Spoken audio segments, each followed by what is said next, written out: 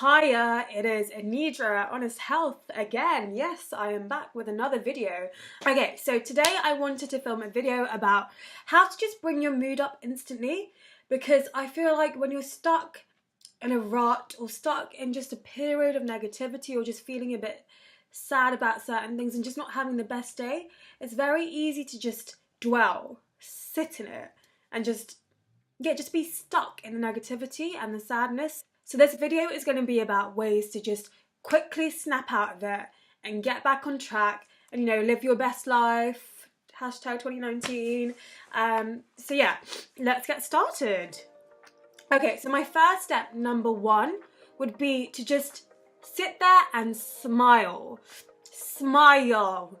So smile, there's actually a name for this smile, which is where you develop crow's feet. Those things there, which we do get when we age, and it's called the Duchenne smile, and biologically it's been proven to release endorphins and serotonin. So these are hormones which improve your mood, alleviate pain, and just eradicate any feelings of depression or sadness. So it's amazing. It biologically creates that effect, and it doesn't matter if it's a real smile or a fake smile, as long as you're activating those muscles around your mouth and your eyes and your cheeks. It releases those hormones throughout your body. So I use this myself, and trust me, it works. If you just get a mirror, sit in front of the mirror and just smile to yourself. If anyone walks in on you, they may think you're crazy, but what's wrong with being crazy? Yeah, trust me, it works. Okay. Number two is yoga. So yoga is something that I've recently been getting into. It stood the test of time. It's an ancient Ayurvedic tradition, and a load of people swear by it, and all of these people can't be lying.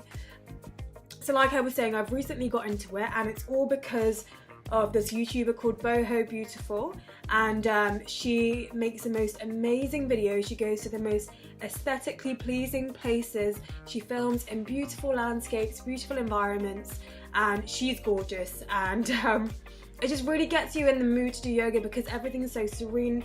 Her videos are amazing, so I'll link them down in the description so you can try them as well. And she has videos where she's doing quite high-paced yoga, so you're still concentrating on your breathing and your stretches, but trust me, you sweat. Yeah, I think I've definitely been sweating more from my yoga video workouts as opposed to my normal things that I do at home or in the gym. So yeah, I would definitely say try yoga.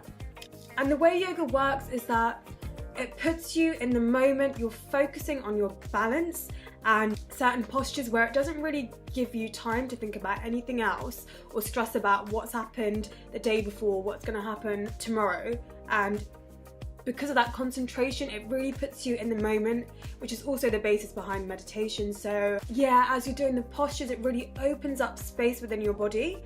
After a good 20-minute session, I literally just feel open to a lot of new things. I just feel like I've created space within my body. It's very hard to explain, but I think it's worth a shot.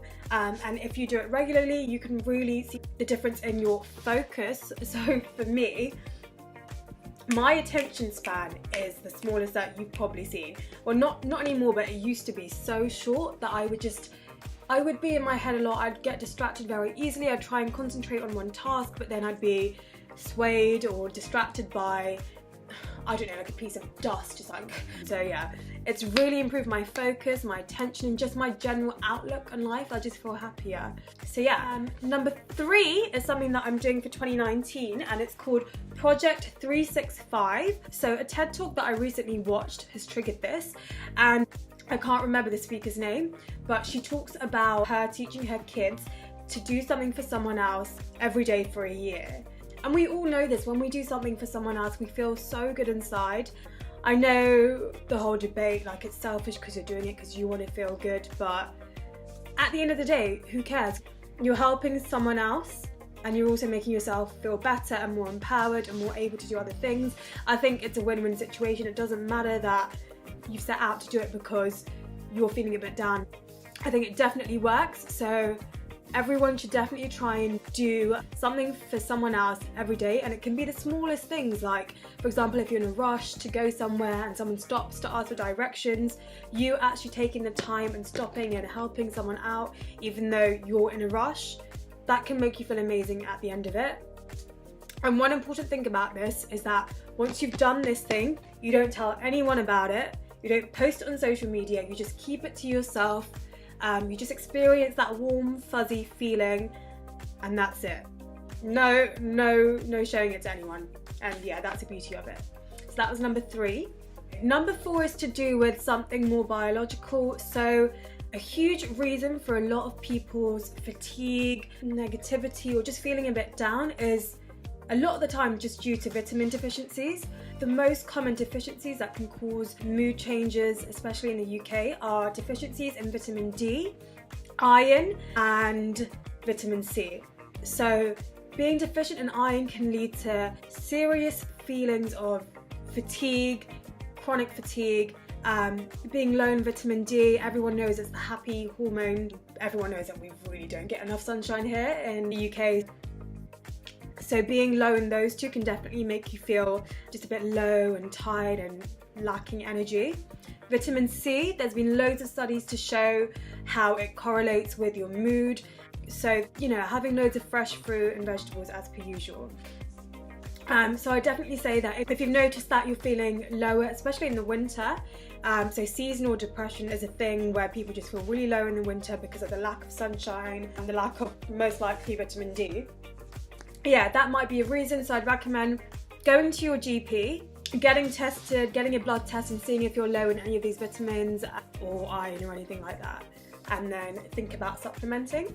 So yeah, that leads me on to point number 5, if it is number 5, which is something that I do, which is just making myself a cup of lemon water. So, you know, getting a glass of warm water, then squeezing either half a lemon or a whole lemon into it, and I swear for me this lifts my mood immediately. I don't know whether it's to do with the vitamin C in it or just it's a psychological thing, but for me this works so well, along with number 6, which is making myself a matcha tea or a matcha porridge, or just having any form of matcha. Again, this may be psychological, but it works for me. It instantly lifts up my mood, and there have been some studies showing that the compounds within it, such as ECGC, if I've got that right, improve your mood. It releases more kind of dopamine, serotonin, endorphins within your body. I haven't properly looked into that, by the way, but I just know that for me it works. And it may also be psychologically, when you're taking things that you know are good for you, you showing yourself that self-love makes you instantly value your life and value where you're going with it and valuing your time. And it's like telling yourself that, you know what, I've got no time to just be negative, let's just get on with life, smash it, you know. So yeah, what is my next point? My next point, I think we're on number 7, is